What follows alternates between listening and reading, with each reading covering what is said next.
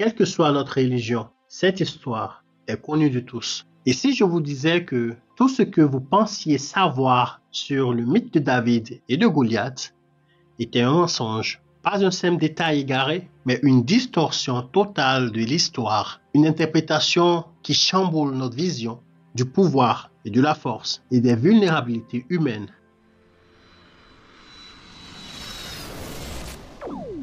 Imaginez que ce fameux David, loin d'être un simple outsider chanceux, était en réalité l'incarnation de la stratégie et de la maîtrise. Et Goliath, ce géant imposant, n'était pas le monstre invincible qu'on nous a dépeint, mais une victime d'une faiblesse cachée, ignorée de tous. Ce récit n'est pas celui de la victoire du petit contre le grand, mais une leçon sur la manière dont le vrai pouvoir se cache là où on s'y attend le moins. Un doute s'installe, n'est-ce pas? La cause, ce livre, David et Goliath de Malcolm Gladwell. Et non, ce n'est pas une fiction, ni même un livre d'histoire, désireux de nous plonger dans les vestiges de l'Ancien Testament. Non. Dans ce livre, Malcolm Gladwell défie nos conceptions traditionnelles de la force et de la réussite. À travers des exemples, il nous montre comment des individus ou des groupes, souvent considérés comme faibles ou désavantagés, arrivent à surpasser des adversaires beaucoup plus puissants. Ce n'est pas qu'une simple relecture du célèbre affrontement entre David et Goliath. C'est un appel à repenser ce que nous entendons par force, succès et échec. Gladwell nous plonge dans un monde où la victoire ne dépend pas toujours de la taille ou des ressources, mais de l'intelligence, de la créativité et de la manière dont on choisit d'aborder les défis. En étudiant des situations réelles, il révèle un paradoxe fascinant. Pourquoi ce sont parfois ceux que l'on considère comme des faibles qui réussissent là où les puissants échouent? Ce phénomène, loin d'être un hasard, repose sur des dynamiques profondes et contre-intuitives. Il nous pousse à comprendre pourquoi la faiblesse peut, dans certaines conditions, se transformer en force. Cela nous amène à un point essentiel. Nos perceptions du succès sont fondamentalement biaisées. Nous avons tendance à associer la force à la richesse, à la taille ou à une position dominante. Et pourtant, Gladwell nous montre que cette vision du monde est simpliste et réductrice. Dans de nombreux cas, ce sont les plus petites entités, les plus vulnérables, qui possèdent un atout caché, la capacité à tirer parti de leurs faiblesses. C'est là toute la richesse du message de Gladwell. La véritable force ne réside pas toujours là où l'on s'attend à la trouver, mais dans la manière dont on réagit face à l'adversité et comment on utilise ce que les autres voient comme un handicap pour renverser la situation à notre avantage. Ainsi, nous sommes incités à reconsidérer notre vision du monde, à comprendre que la véritable puissance peut se cacher dans ce que l'on considère comme des faiblesses. L'histoire de David et de Goliath est bien plus qu'un simple conte de courage et de force. C'est un puissant rappel que les apparences peuvent être trompeuses. Quand on pense à Goliath, l'image qui nous vient immédiatement à l'esprit, c'est celle d'un géant imposant, une montagne de muscles prête à écraser son adversaire. Mais si l'on regarde de plus près, on réalise que ce géant n'était pas aussi invincible qu'il semblait. En réalité, Goliath était probablement victime de troubles médicaux qui altéraient ses capacités physiques. Sa grande taille, loin d'être un atout, le rendait vulnérable. Ses mouvements étaient lents, imprécis, sa vision floue, un handicap décisif dans une bataille qui demandait agilité et rapidité. De l'autre côté, nous avions David.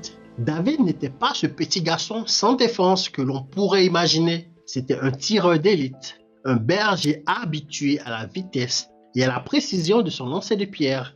Dans un monde où la force brute était souvent synonyme de domination, David comprenait que la véritable puissance résidait dans la stratégie, l'intelligence et la capacité à exploiter ses atouts. Dans d'autres termes, il n'était pas du tout désavantagé. Loin de là, il avait l'arme idéale pour vaincre.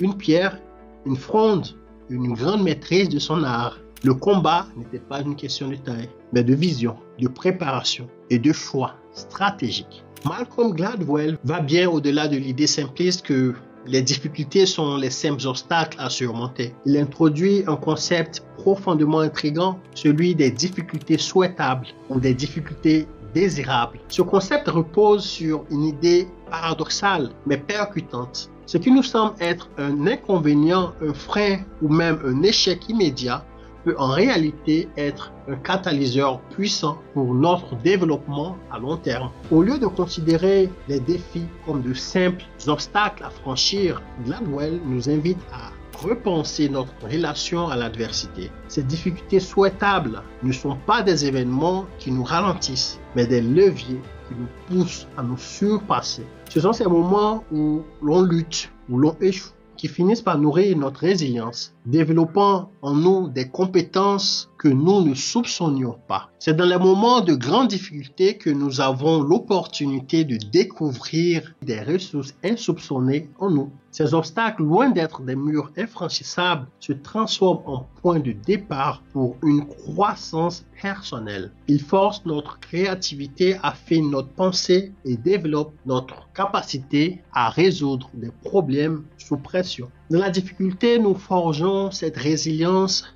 cette aptitude à nous relever après un échec, à tirer des leçons de nos erreurs, à nous adapter plus vite aux défis futurs. Mais ce n'est pas tout. Ces difficultés nous offrent également une perspective unique et nous poussent à regarder le monde autrement, à élargir notre champ de vision, à penser différemment. Elles nous forcent à explorer des solutions innovantes que d'autres plus à l'aise pourraient négliger. Ce qui semble être une faiblesse apparente devient donc un atout majeur, une force cachée, prête à être exploitée. Ce concept est présenté comme étant l'avantage du désavantage ou le désavantage de l'avantage. Troublant.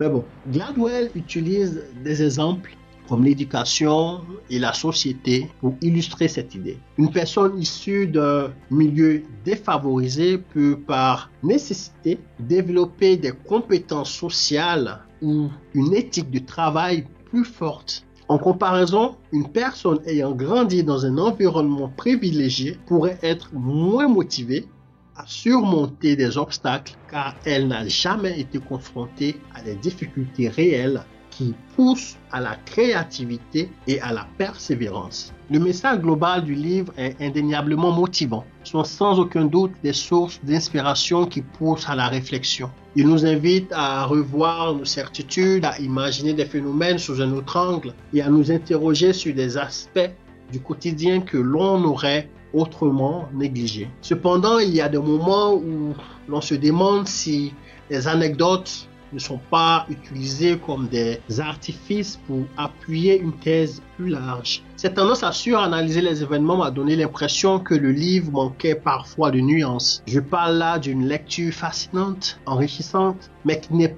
pas exempte de faiblesse. Elle suscite de nombreuses réflexions, certes, mais laisse aussi place à des interrogations sur la manière dont ces idées sont développées.